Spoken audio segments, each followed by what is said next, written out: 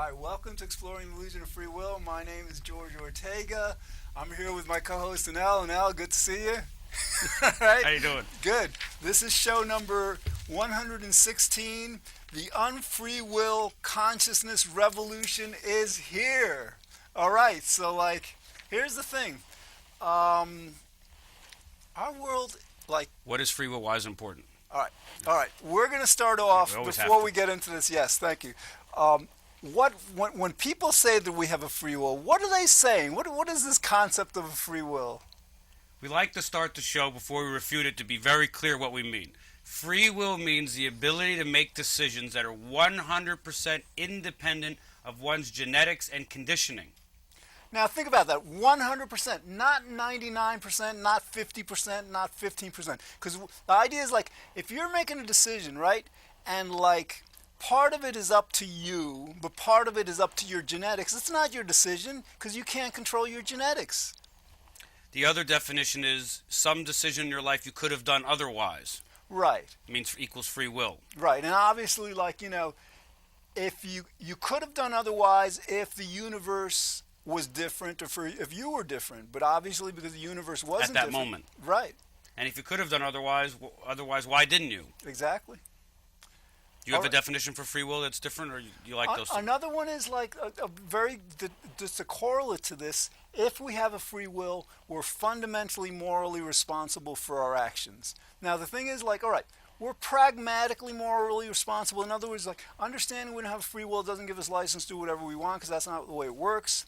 But it's if you're a puppet, if you're a robot, if you're if God or the universe creates you, makes you do everything that you do, you can't be fundamentally responsible for anything. Right. You know? Are there any other definitions of free will? No, just basically free will means that stuff is up to us when the reality is we're all puppets. We're like Shakespeare said, we're like actors in a play. All right. Now, ordinarily we go through... Well, free will would have to mean that your decisions are uncaused and also not random, somewhere in between, some magical...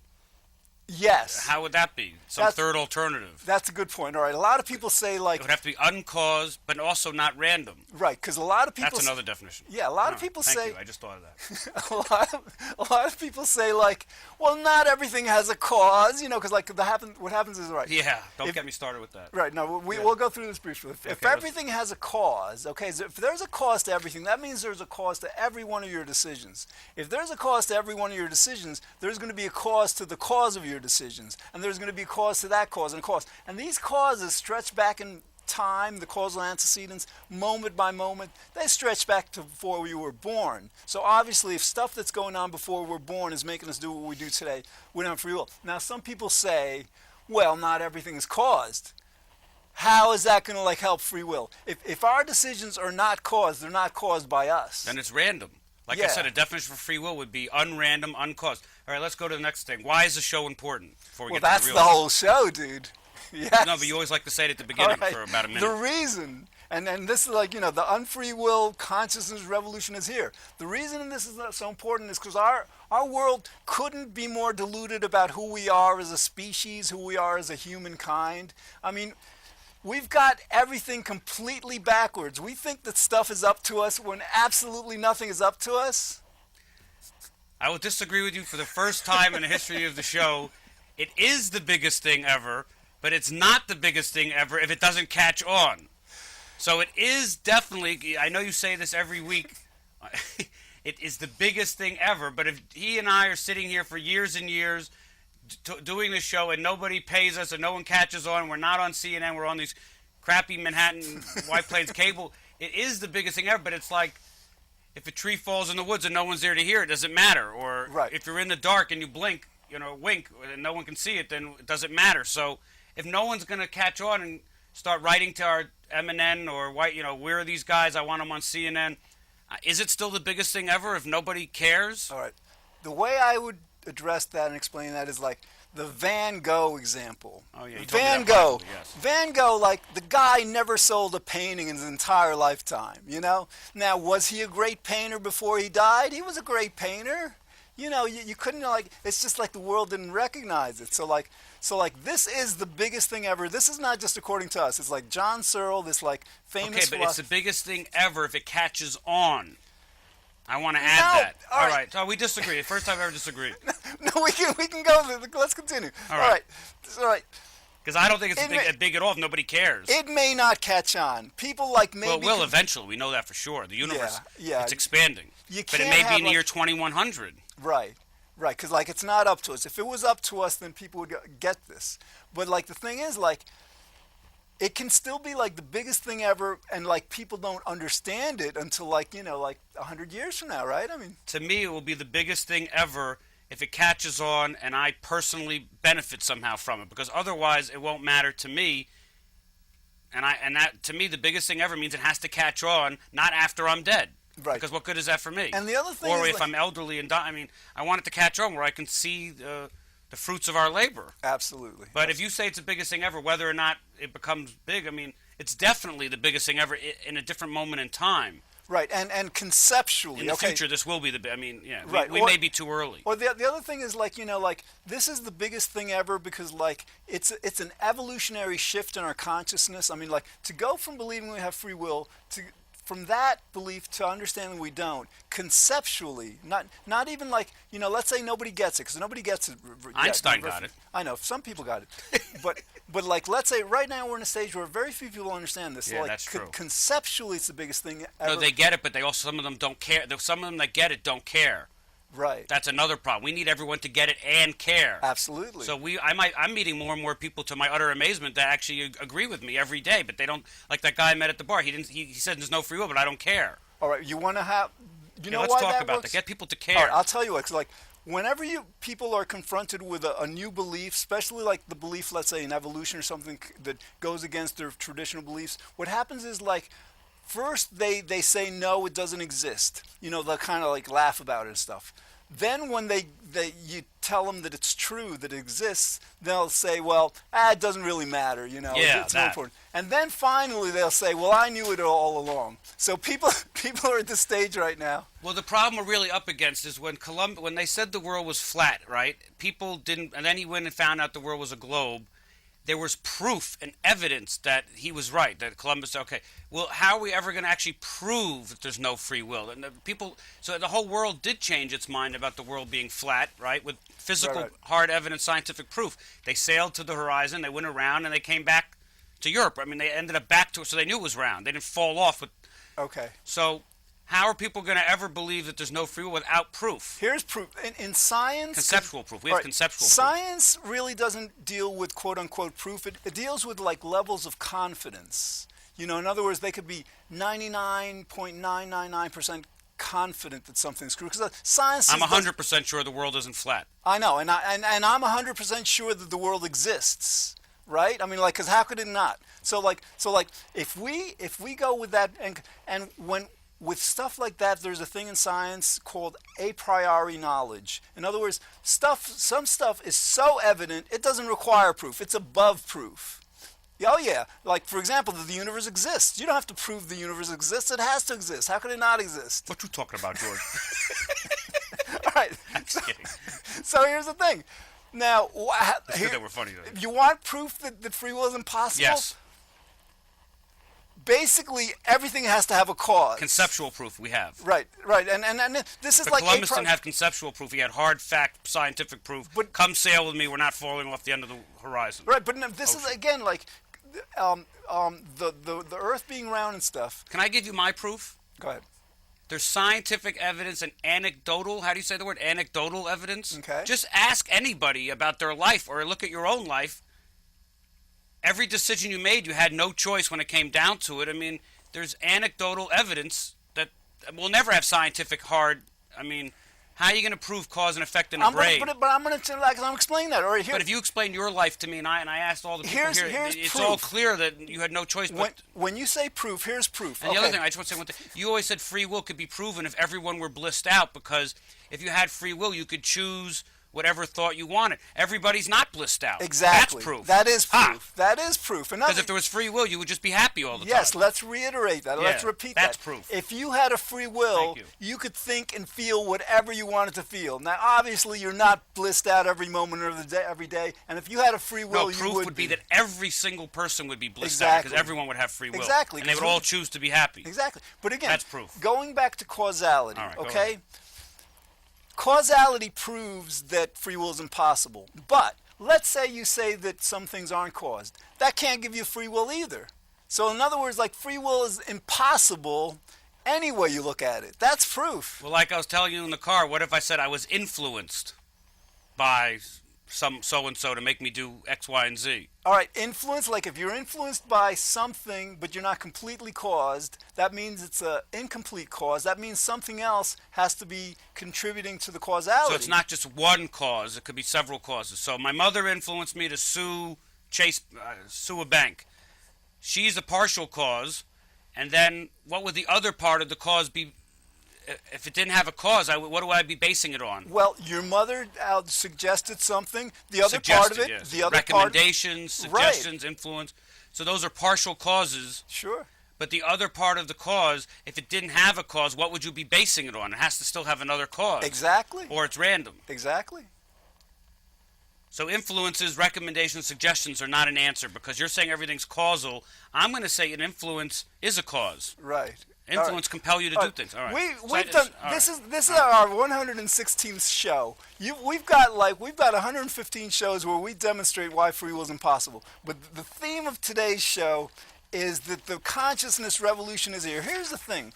Human beings have been around for, let's say, 3-4 million years, whatever. I mean, I just read an article, whatever, that it's actually around 340,000 years that we've been around, like the way we look now or something like that. But anyway, this is the biggest thing to ever happen because, like, ordinarily our evolution as human beings is like physical. You know, like we have less hair, we're taller, we're smarter, all this stuff. It's physical stuff. But this is an evolutionary leap. No, evolution lately has been technology, faster and faster.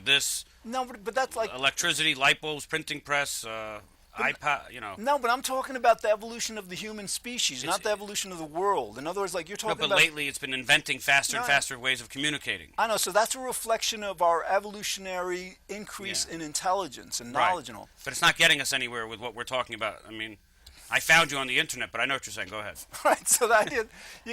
All right, John Searle. We don't have to start our shows like this now because we've got an Einstein quote on there. But before we started the shows, like this guy, John Searle, 13th most quoted philosopher ever, post-1900. He says if free will were to be demonstrated and acknowledged as an illusion, it would be a bigger revolution in our thinking than Einstein, Copernicus, Newton, Galileo, and Darwin. Okay, that's how big this is. This is the biggest thing ever to happen in the history of humankind. It'll be the biggest culture war. In other words, I think we might have free will believing states and non-free will believing states. Well, instead of red and blue, and then it's going to be a massive culture war. If people believe in free will, I don't think they can exist with people who don't believe in free will. It's just two different consciousness. All right, Sam Harris, three times. You know what I'm saying? Yeah, and all right, it's possible that it might bigger than evolution versus creationism. Right. There'll be a huge war, and then the no free will is going to win. I know, but I hope that it doesn't go that way because, Sam Harris thinks it's going to be filled with acrimony, whatever. It's going to be a huge debate. That's what I'm saying. There'll be a huge war, and then no free will win. But it doesn't have to be. In other words, we can be the people who believe in free will, they're so adamant about it. I mean, they can't get it. All right, for example. Let's talk about that. Why can't they get it? For example, all right, the reason people don't want to believe in free will, it threatens their self-identity. Comparison. They don't want to feel like they're a robot. But, they've already gone through that. I mean, Darwin demonstrated to them that we kind of descended not from apes, but from ape-like creatures or whatever. And so, we didn't have a civil war about that. 50% of Americans don't believe this, but well, I know it. I believe in evolution from many different starting points. Okay. All right. Microevolution, not macro. So wait a second. So you're saying this is the biggest thing ever again, but I'm telling you, what if nobody cares or nobody gets it? Right. Because the people who believe in free will are they're so positive they're right. It's like there's no talking to them. All right, well, here's the thing.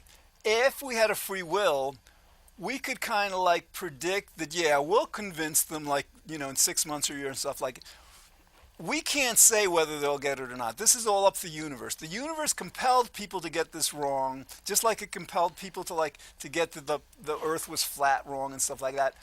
We expect. Our best bet is a generational thing. The older people that believe in free will end up dying out, and we can talk to their kids who have the internet, go on YouTube, watch our shows, and they're going to be told the religious crap, you know, God, but their kids are the ones, so the next generation won't believe in it. Because I think the people that believe in free will that are like 50 years and older, I don't really think there's any hope. I don't really have any hope in convincing them. They don't care, they're too busy, and they're just stuck in their ways. You may be right. So we can go with the younger crowd. There's a famous scientist who says, science progresses one funeral at a time. Yes, that's yes. what I'm trying to say. So the old geezers die off, and the young kids get it. Absolutely. And that's all right, you know, because, like, you got to understand, like, people have had this belief in free will for, like, a few thousand years at least. You know, it goes back to the Greeks and all. Goes back to before that. So, like... A few thousand years of insanity? Yeah, so like if it takes 50, 100 years for this to happen, it'd still be, you know, it's the most amazing thing ever. Because, like, all right... It's going to be... So when that generation grows up all not believing in free will, and then their parents and grandparents die, it's going to be a whole different species. That's not... Tell them about it. Well, let's see. In like 20 years, the year 2033, if nobody believes in free will, it'll be a much kinder and more compassionate world. Why? Because you won't hate others, and you can fear people. You just won't hate them. Okay. So, and you won't hate yourself for the stupid and silly mistakes that we all make, because we're predetermined. So, everybody, you'll see yourself in their shoes. I mean, you'll just feel more compassionate and kinder. That nobody's actually, quote, using their free will to get you. Right. Like they might be getting you, but they're not doing it with malicious intent. They couldn't help themselves but rob from your company or whatever. Exactly. And then how would this affect? There was no malicious intent, really. It was just, it happened. Yes, and like you have to pragmatically stop them. God's under attack. Okay, God's under attack by atheists and stuff. They say it doesn't exist and stuff. Now, how would this relate to our conception of God? Because this is very important. So are we sticking with the topic here, the unfilled? Yes, okay, yes. okay. All right, I'll start this off. All right. 10 minutes left. Basically, right now, we have this belief that God is omnipotent. He's all powerful, right? But we also have a belief that we have a free will. In other words, that, like, apparently he's not all powerful because, like, we can choose whatever we want to. The reality is we can't choose anything at all. Anytime, this stuff that I'm saying right now, what you're hearing, it's all God. God is putting these words into my mouth. We can choose the verb. We don't have a choice, the noun. So when you say choose, you choose all the time. You're not freely choosing. No, but, like, all right, if God, I'm a puppet. I'm a puppet. Yeah, but you're making choices every day. Today you ordered a soda. All right. It's not my choice, though. It's, in other words, like... All right, that's a second. I understand that, but I'm an expert in the topic. That's that. For the lay people, you do make choices, okay, because I get that all the time. They're not free choices. I know what you're saying with all that crap with the unconscious. So the idea is, if God, like, puts a Coke and a Pepsi in front of me and has me wonder which one to... God already knows what I'm going to take, because he's making me choose that. He's making... So it's not really my choice. If you have a computer and you make it, let's say, choose between things, it doesn't choose. It's like you're making it choose. You program it. Man, why is this important? Because... You're quote-unquote choosing. Yes, you're not freely choosing. That's no free will. God, this, like, people... The word free is important. People think that this threatens God. This actually elevates God. In other words, under the current paradigm... Wait, that's our third show. God has some power, but we have power. Actually, you're right. But we'll get into it more. I would like to talk a few minutes about the show I missed. I want to finish this. I want to finish. All right, so the idea is, to the extent that everybody understands that we don't have a free will... God is everything. You are God. I'm God. Everything is God. We're not the part of God that decides, but that elevates God, that raises God's stature to, like, being everything. And that's got to be good for religion. Yeah, very good. What about when someone says they're a co-creator? That, again, like, if you're a puppet, if you're a muppet, and, like, the hand guy makes you create a little something, you know, it may look like you're creating it. Let's say, you know, Kermit or something is creating something. It just looks that way, you know, because we're not free will. But if you're co-creating with God, what are you basing your decisions on? Exactly. Causes. Yeah, and we don't co-create. It's never free of conditioning and genetics. Right, and it's environment never, and genetics. it's never co-creation though, because like to co-create would mean that we would have some say in it, because we don't have a free will. That stuff that we would be quote unquote co-creating, God is putting that stuff in our minds. Okay. This is the biggest thing ever. This is like a change in our consciousness. Now, anybody with any intelligence knows that free will doesn't exist. So I just think it needs to be talked about more. It's like a taboo subject in hiding. yes. I mean, all the anecdotal evidence I get from asking people about their lives, even Barack Obama, I mean, he knows it. You know, they just don't want the people to know for some reason. There's a woman quote. Oh, I heard that you believe in free will as long as you like your strings. So if you have a good life, you want to believe in free will, because if you're very successful, you tend not to. You want to take credit for it. I know, but even people that don't But they have know good lives, that, yeah. yeah. People. There's a woman called Elizabeth Kubler-Ross. A few decades ago, she wrote a book on death and dying. She went through these stages of dying. First, you deny it. Then you become angry. Then you become whatever. So, like, this is the death of free will. I mean, people first are Oh, going you're to say... talking about the 5 stages of loss? Exactly. So people Yeah, are they are saying doing themselves... that. People are in What are denial. the stages? Denial? Denial, anger, I don't know, there's 5 of them. Yeah, depression. But ultimately there comes acceptance. Ultimately, people say, all right, I don't have a free will. That means I don't have to blame myself. I don't have to blame other people. I don't have to feel guilty. You know, and this is huge. This is major. I mean, because you have to understand, we're hedonic creatures. God, the universe, made us to seek pleasure and avoid pain. That's what we do. That's all we do. Denial, anger, depression, bargaining, acceptance. Okay? Something like that. All right, so they're bargaining. So bargaining in this case is like, well, we may not have complete free will, but we have a little free will, right? Yeah, that's what they're at. Right, but we don't. You know, like that. You can't bargain with death. You're gonna die. Okay, you don't have free will. All right, we got about like 5.5 minutes left. Yeah, so I missed the show. I want to quickly just say, you did a show without me where there were all these idioms in English language. So she was doing the best she could. Que sera, man plans, God laughs. He was born that way. What do these things mean to you? The fruit doesn't fall far from the tree. She couldn't help herself, walk a mile in shoes. Thank God. There, but for the grace of God I go. God is... Okay, so you're in God's hands. What do these words mean to you? This means, like all these things that he just said, these are idioms. These are sayings that we have, you know, expressions that reflect the understanding. We really deep down understand that we don't have a free will. You know, in other words, like when you say like to a person, like they couldn't have done any better, you know, they were doing the best they could. You're basically saying they didn't have a free will. Or it's all in God's hands, right? Yeah. All right. This is the biggest thing ever, ladies. And now here's the thing. So you're saying it's the biggest thing ever, even if it doesn't catch on? Well, that's the It's thing. gonna. Do you think it's Do you think it's inevitable in whatever year in the future that this will catch Oh on? God, yeah. People can't be that incredibly stupid. Because let me tell you, it's so to not get that everything has a cause and that makes free will impossible. That is abysmally stupid. I mean, that couldn't be. It's not our stupidity, though. You got to understand. Like, it's like the universe isn't allowing us to understand. So the universe can't continue out like this forever. I mean, this is too basic. Right. All right. Do you want to talk about quantum mechanics at all? If you want. I don't know. Maybe not quite yet. Next show. All right. I want to. You got to get how important this thing. That happiness is the main thing in life. All right. You understand. If somebody creates a happiness pill or something that makes everyone happy, completely happy, that'll eclipse this. You know, this really won't matter all that much because happiness is everything. But that hasn't happened yet, nor a goodness pill or something. So considering that, this is the biggest thing ever. It just redefines who we are as human beings. It's up there with if we could find out what happens after we die.